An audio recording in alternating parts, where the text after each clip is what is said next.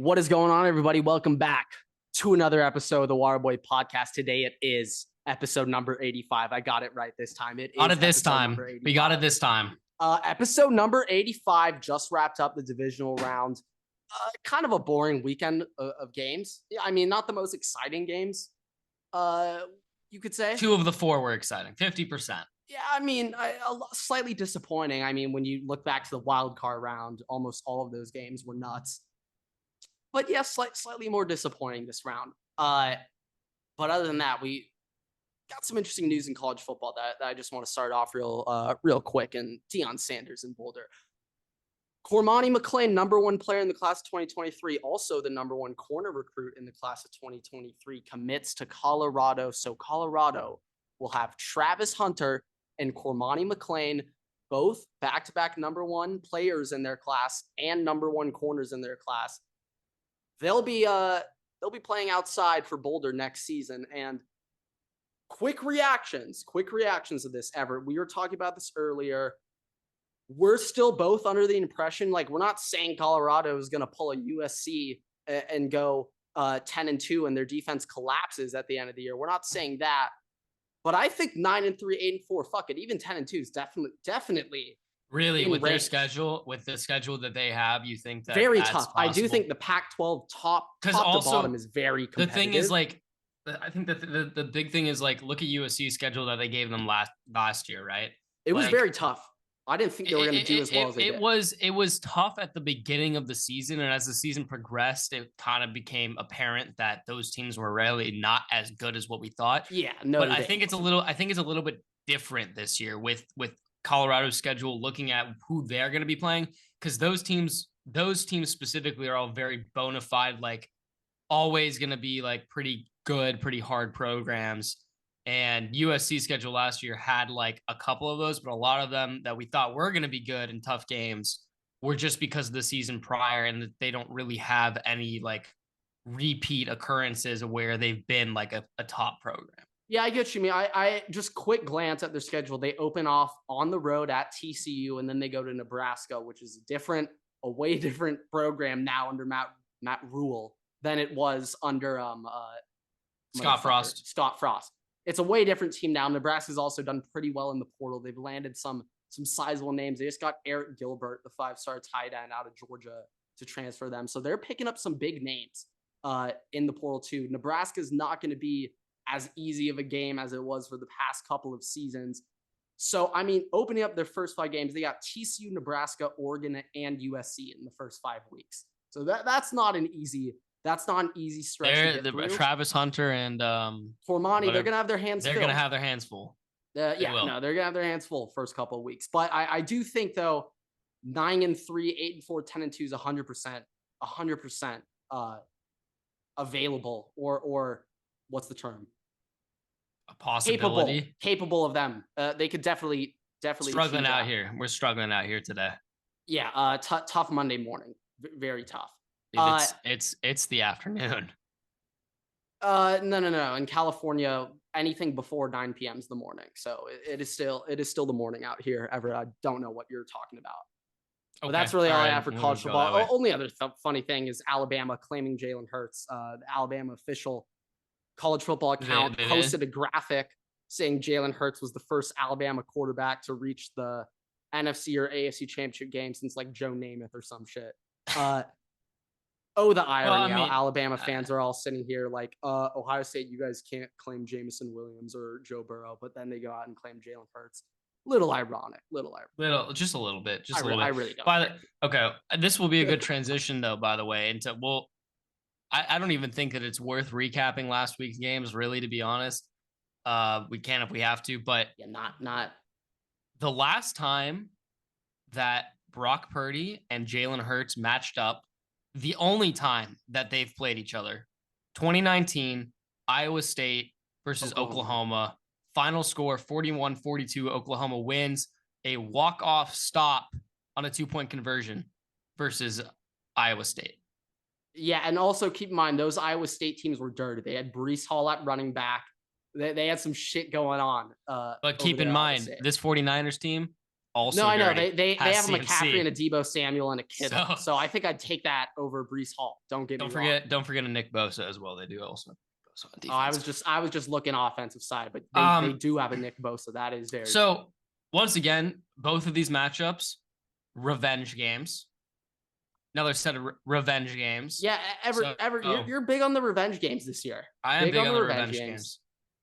Brock Purdy's gonna win. We're seeing some more revenge matchups this weekend. So also, actually, this is the one thing that I would do want to actually go over for these last week's games. So we said all of them were revenge games except for one of them, right? Last week. Yeah. So I believe every team who won the first matchup won the second matchup. I do not have the fact checked on that, but that is fact for this podcast. That is true. Yes. Every team that I didn't fact check that, but I think that nope, it is true. It is true. It's true.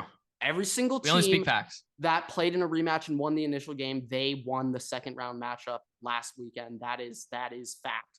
And I do think when we look at, okay, actually, we can quickly go over some of the last games real quick. Let's start off in the AFC.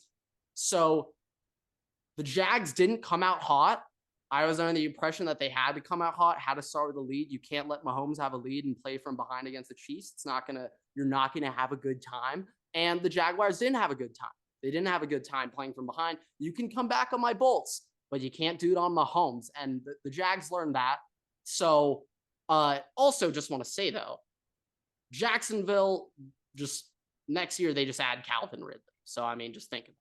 Not to mention they still have their first round picks. They still have free agency. They have all of this other stuff that's going on. The future is very bright there.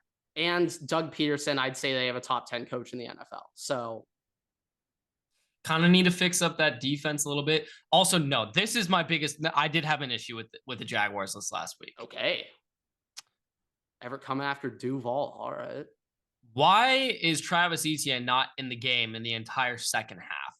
Yeah, that was very confusing. Like, did he like do something to the coaches or like did he kidnap somebody's dog? I understand the Chiefs are different than the Chargers, but second half Jaguars weren't afraid to run the ball. Dude, the Jaguars had Travis Etienne had 6.5 yards per carry versus the Chiefs that game. Oh, 6.5. He had 10 carries for 54 yards at halftime. Trevor Lawrence, by the way, at half, going into the fourth quarter, 90 passing yards. So I don't understand why you're not running it with Etienne, who arguably at that point in time is the best player on your offense. And they were also running the ball very, very effectively. At least the most explosive player on your offense. Like, I understand JaMychal Hasty was getting runs and stuff, but JaMychal Hasty can't do what Travis Etienne does. It's just the fact. Keep going. It just also kind of makes me nervous going into next season. Like, why is going, like, why was that decision made? Is it going to go into next season? Like, because you would assume that when the stakes are on, like, it's win or go home, you're going to play, like, who you believe in the most.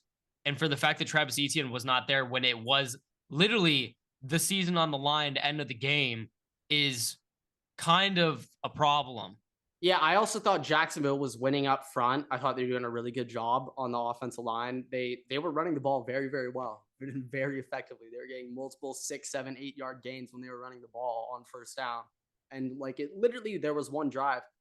They pick up a first down running, and then they just 3 straight incompletions punt. I'm just sitting there, just like, what the hell? I mean, run game's working. Why abandon it? But hey.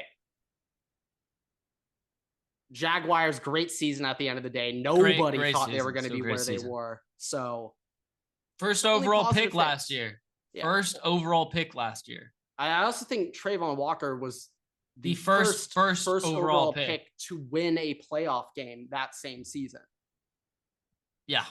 Same season. I think I got that. He's right. The first overall pick rookie who's a rookie. Yeah. To win a playoff game. No, yeah. So obviously there's a lot of very impressive things with the Jags.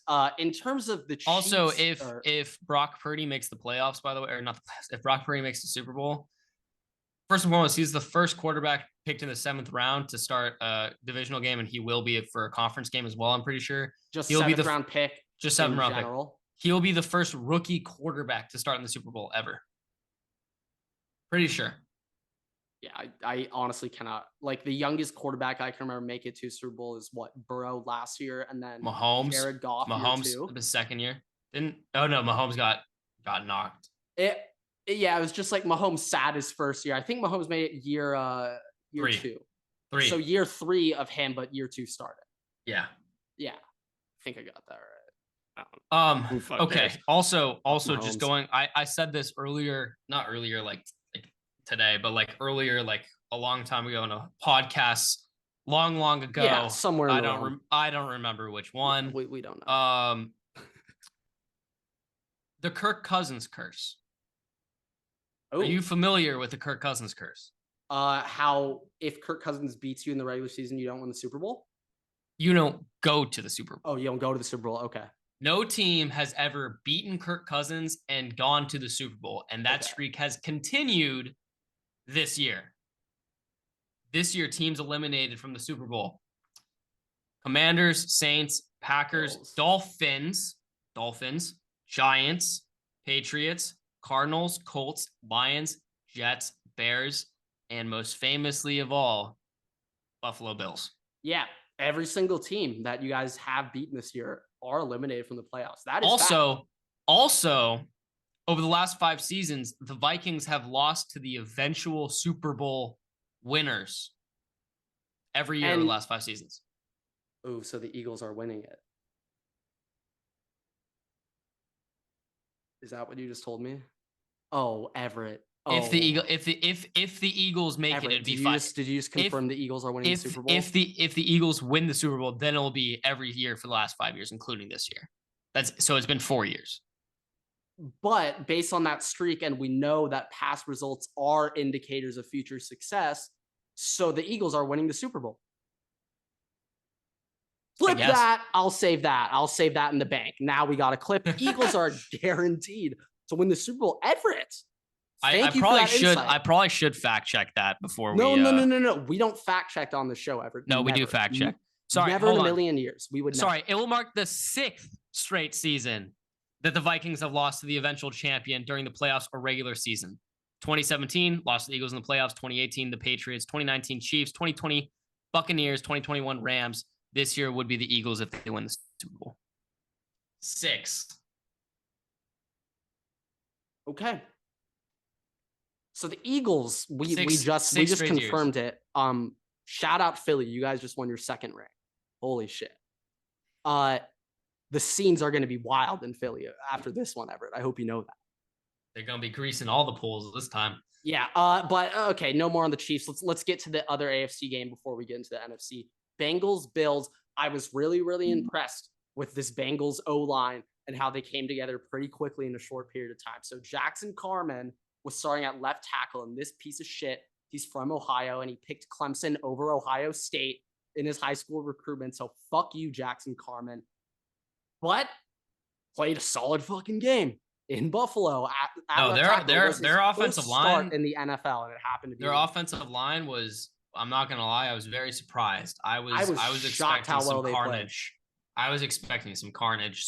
So one thing that I just want to point out, the Bengals ran for 172 yards on the ground. The Bills only ran for 63. Also, another really staggering number that I saw, Bengals picked up 13 first downs on the ground. 13 rushing first downs. That's a pretty effective way to keep the chains moving, in my opinion. Buffalo, the Von Miller injury hurt a lot. Okay, losing Von Miller really fucked over that front 7. It hurt a lot. They need more than just Tremaine Edmonds and Ed Oliver up front. Like they need that edge pressure. They need that pressure on the outside, or they just need that threat on the edge and just eliminate one half of the field essentially. And Buffalo just didn't have that. And we saw Joe Mixon. Now the biggest thing out of all that didn't end up the way Buffalo wanted it to. Stephon Diggs throws a little bit of a tantrum on the sidelines in front of Josh Allen. Could just be people voicing their I opinions, vaguely heard about this. Vaguely. I didn't really hear about this Vaguely. though. When the game was over, he got in and out of the locker room with all of his personal belongings before half the coaches even made it in. So, just something interesting to keep your eyes on. I doubt that he's going to get traded or anything. I mean, it's just a playoff game. Everybody's just upset. But I have seen people be like, Stephon's going to get traded. He's unhappy there. Like we've seen this before, like Minnesota Vikings, right? So I also, I hate to say this, but you can correct me if I'm wrong, but didn't Stephon Diggs start the confetti picture trend? Wasn't Stephon the first guy to like have a picture of him watching like the Eagles celebrate? yeah, I'm that was pretty him, right? sure he was. Didn't it start with Yeah. him? And now everyone just tries to copy him. Like JJ McCarthy's fucking does it every year now for my shit. Like everyone's just trying to copy him now. Like take pictures of me watching the other team celebrate their win. At this point, bro, if I'm Stephon, I'm not sure where if you can leave somewhere and upgrade. Like, I mean, you got Josh Allen, like top 3 quarterback. Come back to in the Minnesota. NFL. I mean, shit. Come back to Minnesota. Okay. Come back to Minnesota. I'm ready to have this debate, Everett. I think we're ready to have this debate. Are we sure Josh Allen is like a firm second best quarterback behind Mahomes? Like, are we sure? No, he's not the second. He's not the second. He's not the second best quarterback. Like, where would you put him? Like, are we still saying without question, like top 5, top 3, 4? Okay, I put him at 4. Like, I'm just, the turnovers are fucking absurd. Decision making is a terrible, terrible situation. And I think it was regression. I think Brian Dable, like you saw the big difference with Daniel Jones this year with the turnover specifically, because that was an issue for him. And it went down marginally. I think the difference between Brian Dable and Ken Dorsey was that aspect of coaching specifically. And God, shout out Ken Dorsey. People forget about his press box freak out from like week 2. Can you imagine what it was yesterday? Oh my God, I don't want to know what he was saying up there in the box. If I was Joe Brady, I would have been like, all right, mute. We're just worrying about our shit, bro. Yeah, no, it's just disappointing for Buffalo. Like, I blame Cole Beasley. It's the only thing that changed. Understandable. The only thing that changed. Yeah, Tre'Davious White also had some bad penalties. Yeah, bad pass interference. Where literally 2 Bills players hit each other and then they called PI. But hey, great win for the Bengals. 49ers and Cowboys. Dak sucks. Yeah, both defenses, yeah. Honestly, we're not gonna talk about Giants Eagles. Dak sucks. I do think though that the second Pollard got hurt at the end of that second quarter, end of that half, that Cowboys offense went full static. Everett, I think we really saw the value of Pollard in that offense. I know Pollard wasn't playing phenomenal. Free agent, by the way. He's an upcoming free agent. Okay. So Pollard wasn't playing phenomenal like in that first half. It wasn't the Tony Pollard we were kind of hoping or expecting, where we see him breaking off a shit ton of 20-yard, 30-yard plays. I do think though, when Zeke is back there, you know it's short. You know it's a short yardage inside run. You know it's a short run game, and you can stack the box. You can load up. Up on Zeke, and it's when Pollard's in, then you got to go into your fucking you got to go into your nickel formation. You got to go to dime. You got to be careful of the pass because Tony Pollard out of the backfield. Tony Pollard out of the backfield is just a massive threat that you have to keep your eye on. I was just looking at some things, Everett. What if I told you that 30% of the Cowboys cap space is locked up to Dak and Zeke? I'm not surprised. I mean, they gave Zeke one of the biggest bags for running back physically possible, and Dak Prescott has had a long-term extension, which has about 22%, really worked out. 22% of Dallas's cap space goes to Dak, and then about 7.5% goes to Zeke. So around 30% combined. Okay. If I'm just, it is bad news bears for the Cowboys' future. Jerry Jones, I mean, he acts as a GM. He's made great picks. He makes great draft picks. I'll give him that. And sometimes he makes good free agent moves, but he is terrible when it comes to homegrown players and giving them contract extensions for what they actually deserve. Yeah. And then cutting them loose when they need to be cut loose. Yeah, he's a little too loyal. The biggest thing for a GM is obviously you have to be human, right? Yeah. Be human, be understanding.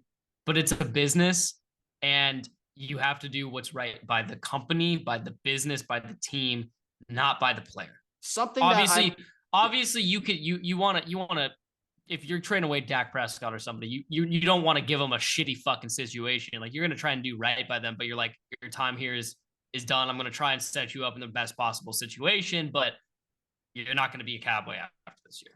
I do think is just when you're looking at just the Cowboys as a whole, their defense played very well, good enough to win them that game. No, for sure. And it's like they held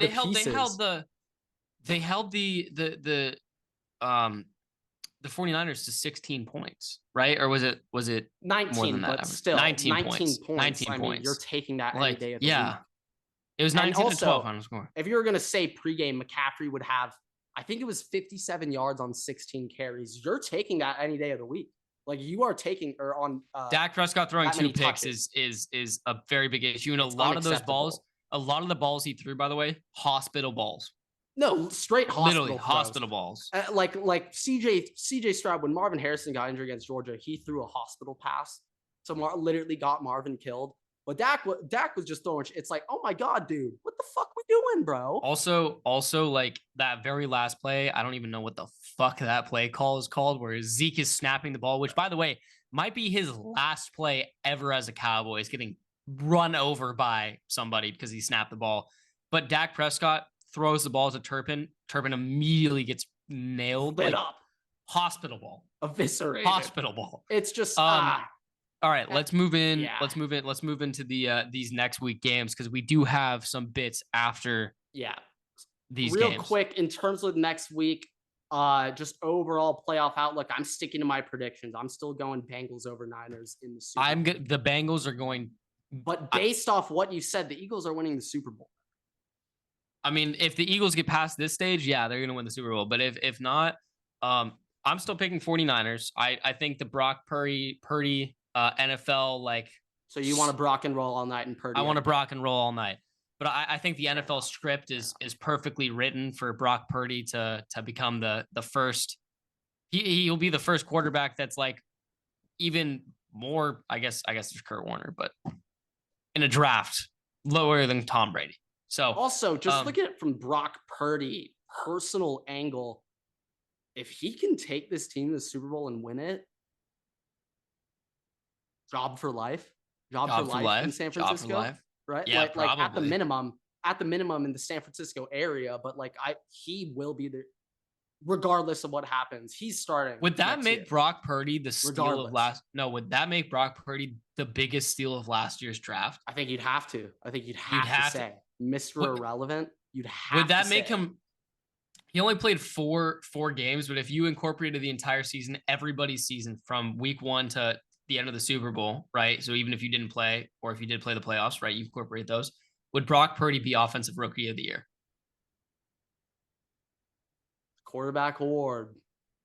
If you win the Super Bowl, I don't care if you play 4 games. If you're a rookie and win the Super Super Bowl, you probably deserve to be Rookie of the Year. Probably. Like, you probably do deserve it. Yeah. So I also, correct me if I'm wrong, but MVP, Rookie of the Year voting, that's all before the Super Bowl, right? Yeah, they do. I think they do vote. Like, you get the award like the week of the Super Bowl, but I think it's all done. I think it's all done beforehand. Oh, like you're saying they might have already voted for it? I don't know when it is, but I do know that the award comes out before the Super Bowl. It's like that weekend. Yeah, I mean, Purdy is just at the minimum, like he will be the starting quarterback next year. Trey Lance, who knows where you're playing next year? I mean, rookie contract, that's really valuable to a lot of teams. He is injured, so you're probably not 100%. Getting a first rounder for him, but you could get a second. Yeah, and also Trey Lance, is he on what? Like also, just 3 of that contract now. Yeah, that just really sucks for. Like, he's played all of 2 games in 3 years, and he just probably lost his job in San Francisco with a Super Bowl contending team. That sucks. That is terrible. I feel for you, dude. I feel so bad. Holy shit, dude. That is terrible. The worst part is we do not know. You do not know if he's an NFL quarterback. I mean, obviously, Drew Bledsoe, like the story of Drew Bledsoe, right? Gets Tom Brady takes over in New England because he And keep in mind the offseason before, Bledsoe signed a 10-year, $100 million extension. So, but Tom Brady takes over when Drew Bledsoe gets hurt. Drew Bledsoe never gets his job back, goes to the Cowboys. Tony Romo takes over that job after Drew Bledsoe gets hurt. Is Trey Lance the next generation of Drew Bledsoe? The only thing is Drew Bledsoe was an established and well-made quarterback by the time he got there. He was. That's the only he issue. Was, but he also was a first-round pick. That's true. I do think though, like if you look at it from that specific comparison, Lance just doesn't have the like playing background. And no, he doesn't. He doesn't. But that he is like the number 3 overall pick. It is somewhat reminiscent of that story though, with a new guy coming in taking over. A 7th round pick, Mr. Irrelevant. Literally Trey Lance is a top 10 pick in the NFL draft and is getting replaced. If you're Jimmy Garoppolo right now, because he's sitting chill. He's getting a contract. He's getting a going contract somewhere else. Yeah. But even if it's going to be Jimmy, him. I'm like, him and Derek Carr are going to go wherever people are needed. Yeah. They're gonna be okay. The Colts so quarterbacks and Jets. Maybe Raiders if they don't get Tom Brady. Yeah. No. Jimmy goes to the Raiders. I'm not against that. I'm really not against that. Like, okay, so looking at these games though, let's get on to these. Let's start NFC conference championship. Let's start NFC. Eagles Niners. We're looking at these two teams. Okay, I mean both look like the 49ers defense is is the best defense left in the playoffs, and I know that pass rush. I know the Eagles have played against great defenses because obviously the Cowboys in their conference.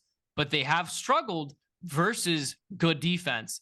And on paper, what do the 49ers do best against? The run. And what do the Eagles, what are their offense? Run first team. Eagles need to get They need to get the ball on the ground. I mean, I think on paper, I mean, it is in Philly, but I don't really think that the 49ers really care that much, to be honest. I honestly don't really care about home field advantage. I don't. Obviously, Philly. It's obviously a factor, but it's Arrowhead not as big Stadium, of a factor. No, but I just think that on paper, defense, offense, 49ers match up perfectly for that situation. And then looking at the defense for the Eagles versus the offense of the 49ers, like, yes, Brock Purdy is like a rookie quarterback. I understand that this is the first time he's playing them. It's in a first time environment for Philadelphia to be in Philadelphia. But honestly, I don't care about any of that. Brock Purdy has proven that he's not really getting those jitters or anything like that. And that could fully change. Yeah. I mean, look, he is 7-0 as a starter. Like the fact that that's a streak right now, it's just streaks are meant to be broken at some point. And when that is, could be next year, probably will be next year, but it could be next week. So, I mean, it's a possibility, but because of that fact, like you have to feel like they have nothing to lose. Brock Purdy has nothing to lose. No, yeah. And I also do think, though, Brock Purdy has to play like he has nothing to do. Like, fuck it. I'm going out there. I'm a quarterback. He's a 7th. He is the last pick in the NFL draft last year. Do you think the person who's the last pick in the NFL draft gives a fuck if they're giving a starter job? They're like, this might be the last time that I get to be like, might as well go and fucking play. Like, I also do think it helps a little bit Purdy knowing in the back of his head, like, I put together a solid end of the season, went 6-0 as a starter, just picked up a playoff win. Now I'm 7-0. He has a little bit of momentum behind him. If he goes out and loses to the fucking Eagles in Philly, 49ers fans are going to be bashing him. People in the media will definitely be bashing him. But at the end of the day, like, that locker room fucks with Purdy, you know? And like, at the end of the day, that's really all that matters. But also, like, I'm just going vibe picks. Vibes. No, yeah. One thing that has really worked for us down the stretch is vibes and these vibe picks. Give me the 49ers. All vibes point toward the Niners. I mean, we've seen them walk out. We've seen their walkout entrance to the games. Like, we know. I just do want to say, though, Everett, your Kirk Cousins stat, I brought a lot of vibes over to Philly. Also, by the way, though, the 49ers did play the Vikings in the preseason. The 49ers won that game.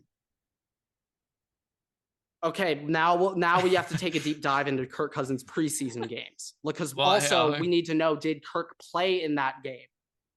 I believe so. I will Fact pull check it up. that right now. I'm doing that. Hold on. We're fact checking this one I'm because fact this is an checking. important stat. This is an important stat. Let me look. Brock Purdy started that game, by the way. Okay. One thing that I just want to quickly go over, just from the betting angle, something I found interesting. So Philly's opening up. Kirk Cousins did not start that game, but it's specific to the Vikings. Fuck, it's it not still Kirk counts. Cousins. Fuck, It's well, no, but that stat about winning the Super Bowl is specific to just the Vikings, not Kirk Cousins. Kirk Cousins is if you lose to Kirk Cousins.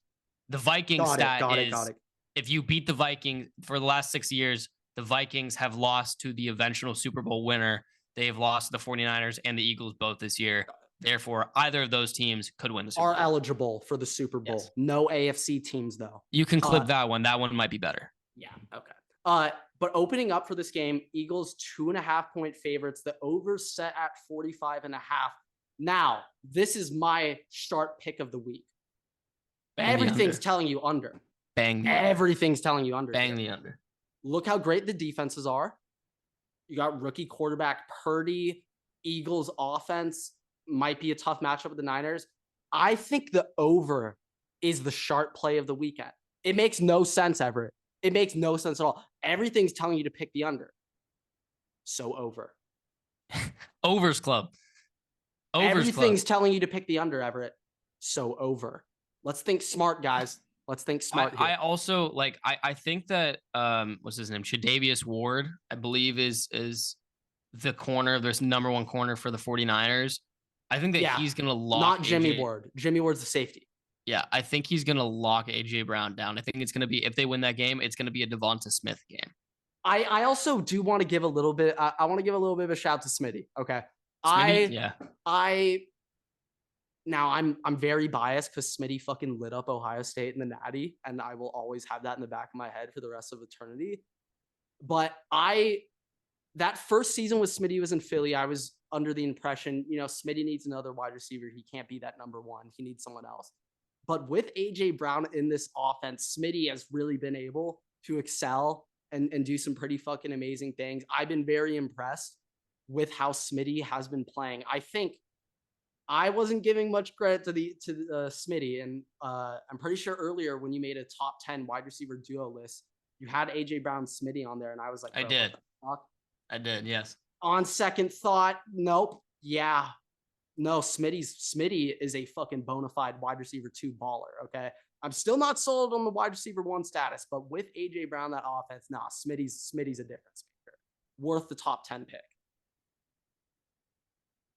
So I'll swallow some words on Smitty, but I do think for this game,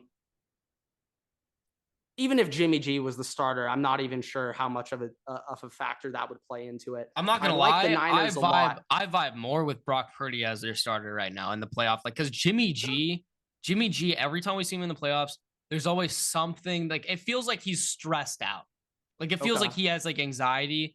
And I know the team vibes with him, but like look in the Super Bowl, like one throw versus the Chiefs, one throw that if it's not overthrown, they win the game. They win the Super Bowl. It just feels like everything that like we're talking about, like showing up in big moments, Jimmy Garoppolo shows up, but not in the biggest moments of the game. And it seems like Brock Purdy, while still making some rookie indecisions, like mistakes, he still manages to make the plays when they have to. Like, he's not afraid to run. He's not afraid to throw it into, like, lob the ball up to Deebo Samuel or George Kittle and try and let them make the play rather than be very decisive and specific in where he's going to throw the ball to. Yeah, just my very last thought on the game in general and on Brock Purdy. I do think being a rookie quarterback, I think in a way it could actually help him and the 49ers offense where, let's say he was like a year 3, year 4 quarterback. I still wouldn't expect any quarterback year 3 or year 4 to be able to walk up there and know exactly what defenses everything could. I don't expect there to be going out there and knowing how all these coverages are planning out. But with Purdy being a rookie and not really having the full knowledge, in a way, I kind of think it helps the Niners. I where also it's so think that simplified. It's just boom, boom, boom. Don't think, and just go, Brock. We'll see what the Eagles do, but I also feel like some teams have walked into to play the 49ers and then been like, oh, Purdy's a rookie. Like this should be easy. Like he's gonna throw picks, like throw balls that we can take advantage of. And that comes to bite them in the ass because I mean that hasn't happened. And they get beat because they're trying to play, you know, the rookie. They're not playing the man. They're playing the just a concept. Yeah. So I can see that. I mean, that could be easily be a problem. We'll see. But I still think I'm gonna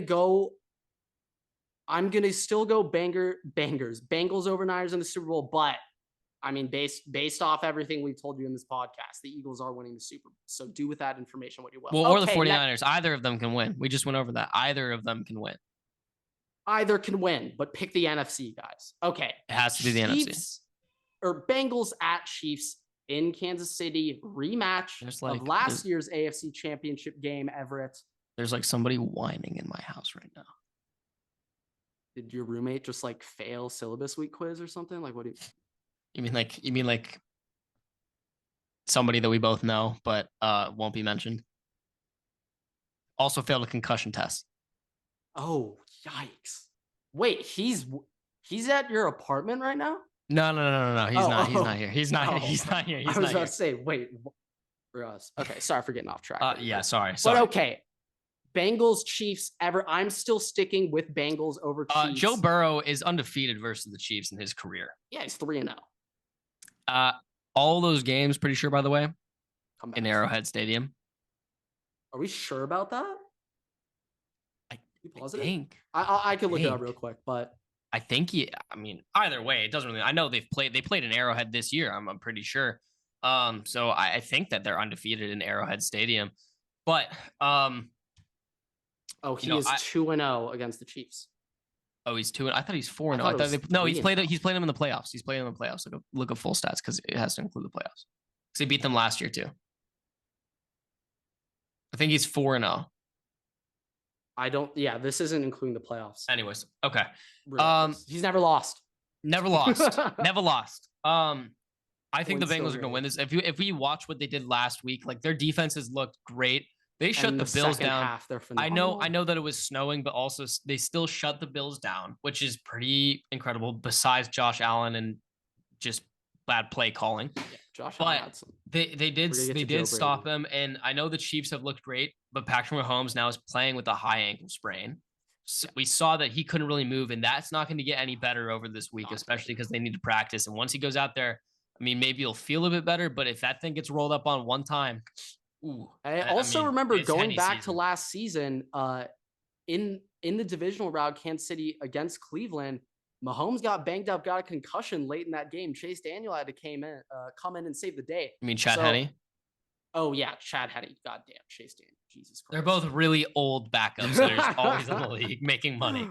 Yeah, but also another Mahomes. Chiefs won last game by 7 points.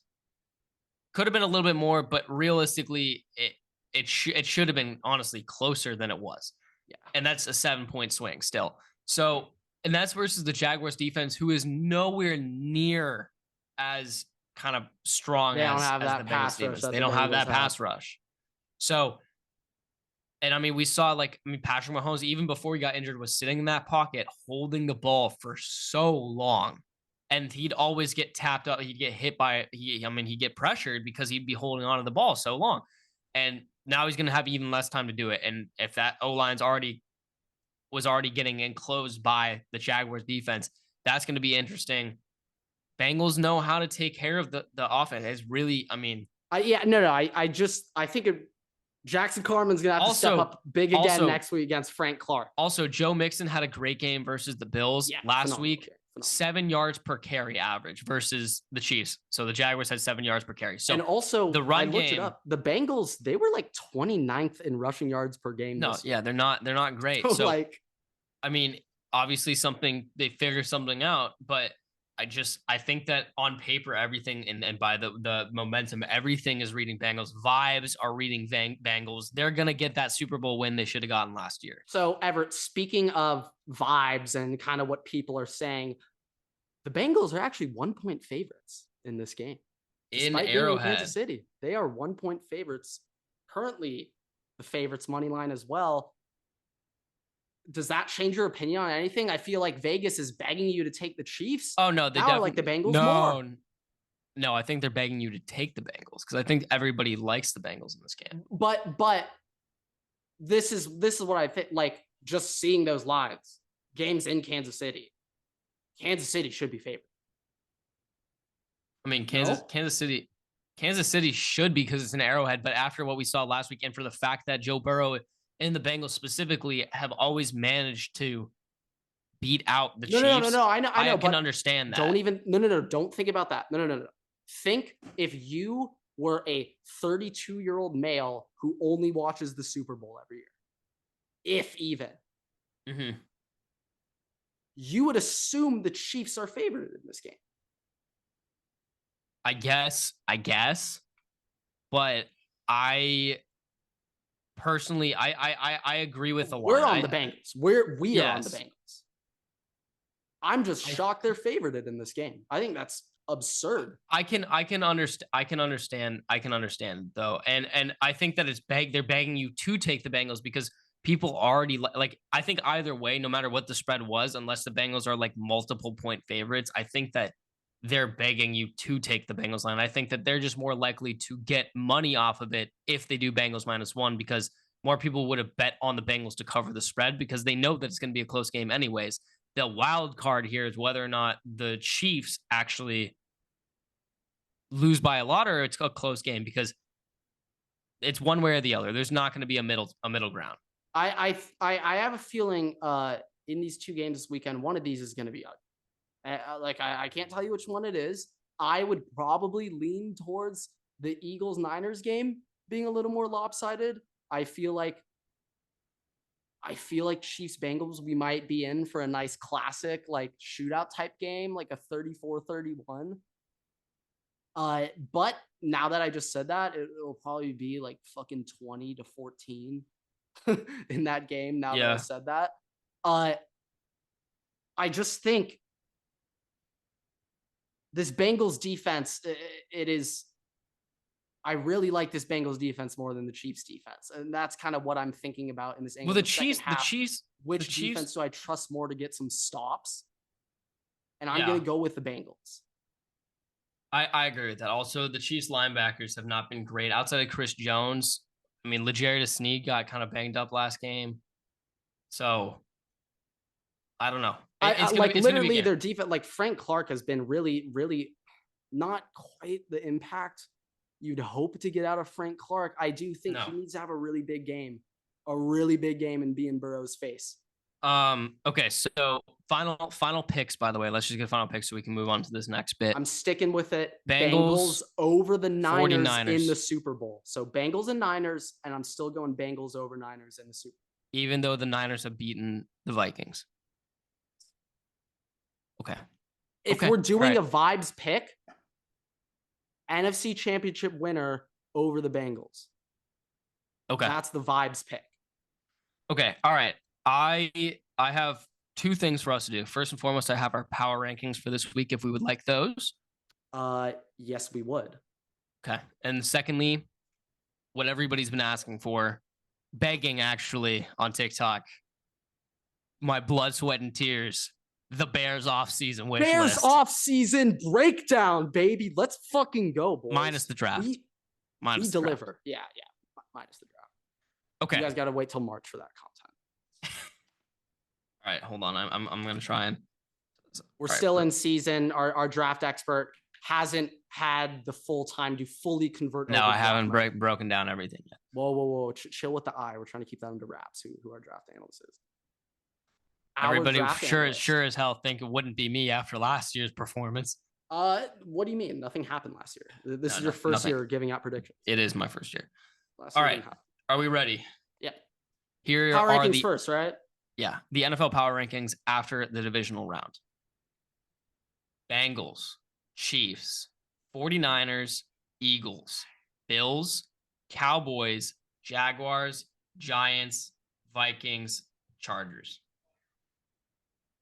I love how we snuck back in there after dropping out last week. Like, It was 2 weeks ago. You dropped out. You came back. Oh shit. Oh, I thought. Oh. You put the Lions in on last week's because it was. I told you to put the Lions. Oh, I forgot about that. I mean, we can't. I mean, I can do Bengals, Chiefs, 49ers, Eagles, Bills, Cowboys, Jaguars, Giants, Vikings, Lions. You can choose which one you want to do. Okay, yeah. So it's up to me. Okay. Up to you. Yeah, Dealer's choice. I have a choice to make. You do have a choice. I think the Lions should probably keep that 10 spot nod if I were to rank them. Yeah. Okay. All right. Let me. I do want to say though, Everett, Eagles at 4 still.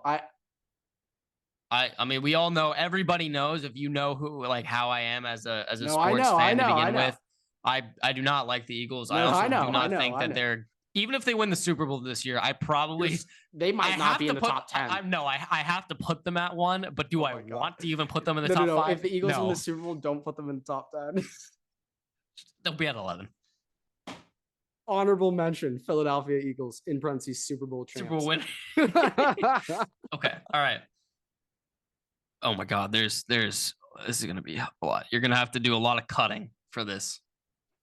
Should I give my top 5 head coaching openings before you do this? No, save it just in case we run out of time because this I feel like we need to get out more. All right, so and this also I think we're gonna try and just make a YouTube video in itself. We're gonna try to put this out too. Whatever. So last night, after doing all my homework, all of this research and reading and videos and stuff, I spent 2.5 hours. Sorry, no, 3 hours. It was 13, dude. Don't undersell yourself. 13 hours in spirit. Thank you. Breaking down the Bears cap space, who they have who is eligible for extensions, who is undesignated free agents, who is going to be restricted free agents, who are free agents, what each of their what their expected market values are. Who is possible for trade targets, what each player's individual kind of like ratings were after the season. And that's a whole other, I'm not going to reveal my sites for that and my sources for that, or my stats and mathematics and analytics for that. That is a very personal question, so please do not ask. Yeah, your spreadsheet has 4 passwords actually to open it. It's digitally encrypted. Retina scan actually to get in. You need to draw my blood and actually do a blood sampling test. It has to have my DNA to access it. And don't think it could run through the family either. They know if it's relative. It's a fingerprint. Yeah, a finger prick. I've really gone through the nitty gritty for this. So I went through all of it. I broke down the cap space, ratings, rankings, everything. And just what I generally think is going to be the most valuable aspects to this team. There are parts of this that I have not included just because we're going to save the draft for a later date, because obviously the number 1 pick involves so many different things. We wanted to save that for actual draft season. All right. The Bears have, from what I have gathered, $92,033,199 in cap space. I'll go over all the math for this afterwards, but we need to get this clip. All right. You sound like you're about to give a PowerPoint presentation to the fucking 300-person lecture. Well, no, I'm just looking at these people that I have listed for sign. Like I thought that the cut or trade part for the Vikings was like a lot to get in one go. This is a lot. This is a lot. Just do last names. Just do last names. No, I need to get first names. Okay.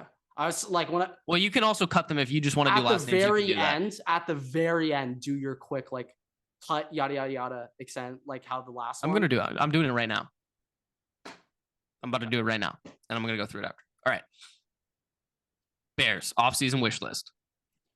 Re-sign Armin Watts, Nicholas Morrow, and Elijah Lee. Sign Yannick Ngakoue, Dalvin Tomlinson, Samson Mbukum, Connor McGovern, Trey Turner, Anthony Walker Jr., Lorenzo Carter, DJ Shark Jr., and Blaine Gabbert. trade for Devontae Adams or DeAndre Hopkins or T. Higgins and cut Trevor Siemian? The T. Higgins, I don't think they could trade for, but the other two, They could trade. They could trade for him. He has 1 year left on his contract, and the Bengals will not have enough money to extend him because they have to extend Joe Burrow and Jamar Chase as well as their other signees. No, very true, very true, very true. So that's what I have. So overall, do you need me to say it one more time, just last names, or you think you got it with that? I think it'd be nice if you did it one more time with just I think it's fine. I think it's okay. It's okay. Let's dive in. Let's dive in. So let's go by position group here. Let's start with the re-signing. So for re-sign, there are 3 players that I'm specific to. There's obviously other players there. David Montgomery also is a big name, by the way, that I did not elect to re-sign. So the 3 players here are all defensive players. Armon Watts, a defensive tackle. Nicholas Morrow's an outside linebacker. Elijah Lee's an inside linebacker. Those are all depth signings, just to make sure that they get enough players on the interior and also for their linebacker core. A lot of the other stuff is going to be coming out of free agency and also what I expect the draft to have. And that's why they weren't listed specifically. And also these players can all be signed for basically dirt cheap because they're not really qualitable starters. The most expensive one is going to be Nicholas Morrow, who's an outside linebacker. That's going to be about $4-ish million, I think. $3,867,000 is what his market value was equated at. So do you think they should just roll out Khalil Herbert at running back? That's what I think they should do. I'm under the impression that you really shouldn't be paying a lot of money to running backs. No, if they're going to get, if they can get maybe Tony Pollard or Saquon Barkley, then it's definitely not impossible. I could see that happening, but I really think that running backs, you can get a great running back in the draft in like the 6th round. So I just wouldn't waste money on that, especially if you're trying to take on one of these massive contracts, DeAndre Hopkins, Devontae Adams specifically. So now let's look at who I have signing. Also, the interesting thing, cut Trevor Siemian. He's got about $3 million on the books, so cutting him takes all that off. And then you can sign Blaine Gabbert for a little bit, probably a little bit less, maybe about the same amount. But I also think Blaine Gabbert's a little bit more of a capable backup, and also has more like kind of veteran experience. I also think he would help out Justin a little more. He also has been sitting with Tom Brady for like the last 3 years. No, I'm actually all for that. I think backup quarterbacks, like signing veteran guys, especially for a developing quarterback, is really important.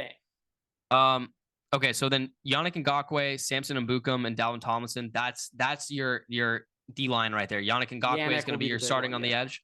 Dalvin Tomlinson, great run stopper, was for the Minnesota Vikings, so that's just a little bit of a step down the road. Taken from Minnesota, goes into Chicago, into Illinois, and then Samson Mbukum.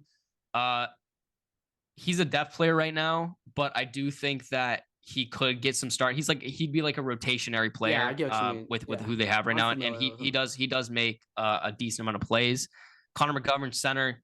The offensive line for the Bears is one of the worst position groups. Connor McGovern's the best center I think available right now in free agency.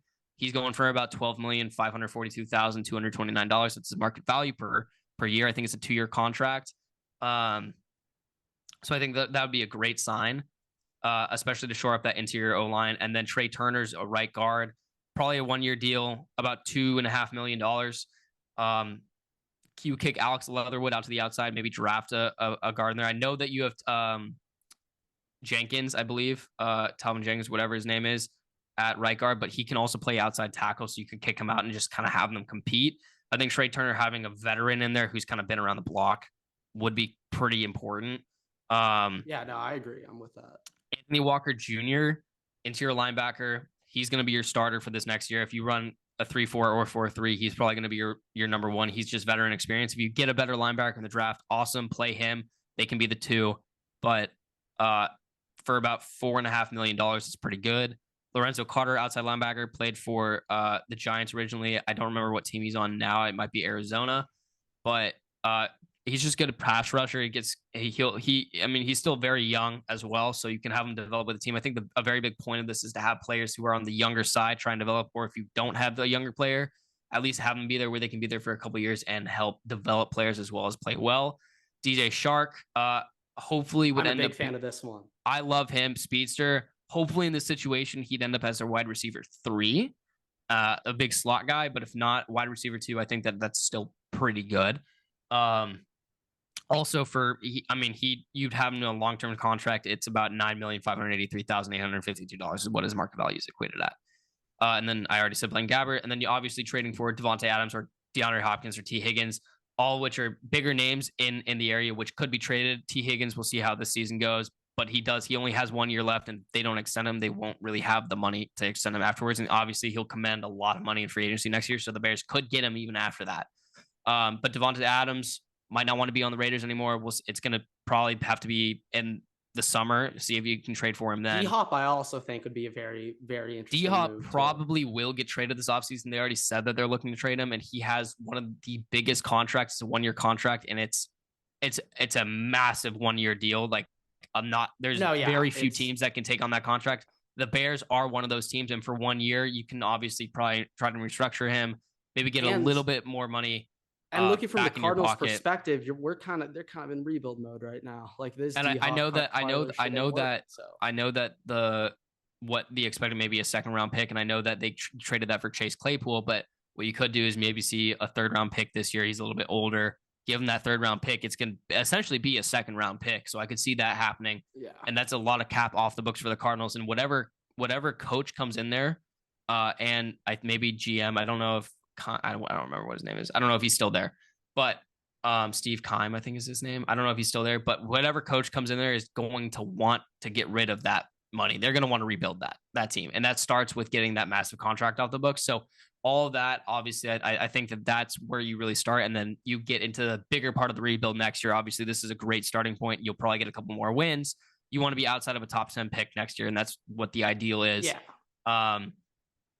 But then you have the first overall pick, and we'll get into that another time. But personally, I would probably trade that. I trade that with one of those top 5 picks. 100%. And I probably, if you can get Jalen Carter, Will Anderson, one of those two, that'd be great. If not, probably trade down a little bit more, maybe get a cornerback or something like that, possibly even a free safety, because I know that they don't have a great free safety right now. I was hearing a lot from the Bears camp that they want to replace that first rounder they gave up for Claypool. So they're going to want, in exchange for the number 1 pick, they're going to want a first rounder and then another late first, early second to replace that Claypool. They probably trade. will, if it depends on what team gets the trade, but they will probably they'll probably get another first round pick at least for next year. Certainly getting another. If they trade up the first overall pick and they don't get another first round pick, the fuck we doing, Bears? Yeah. But with all of that, I do have to go attend the class now. So let me do my quick top 5 head coaching openings. I just need you to stay on here so the format doesn't fuck up on Zoom. Top 5 head coaching openings for 2023. These are teams that I would like to go to if I was a coach, not the top 5 coaching candidates. Number 1, Cardinals, Broncos, Panthers, Colts, Texans. And when I made that list, I thought of quarterback situation first, then ownership. On second thought, I probably should have flipped that and gone ownership first and then quarterback, but I didn't. So that's why the Cardinals are number 1 and the Broncos are 2. I actually think the Panthers might be the best option. Situation. Yeah. They have a lot of money too. Yeah. Thank you guys so much for watching, listening. Thank you guys so much for watching, listening. Rate us 5 stars. You can check us out on Spotify at Waterboy Podcast. You can check us out on Twitter, TikTok, and on YouTube at Waterboy Pod. Our socials are right down below here. You can check us out on Twitter at those links. We'll see you in the next episode. Waterboy's out.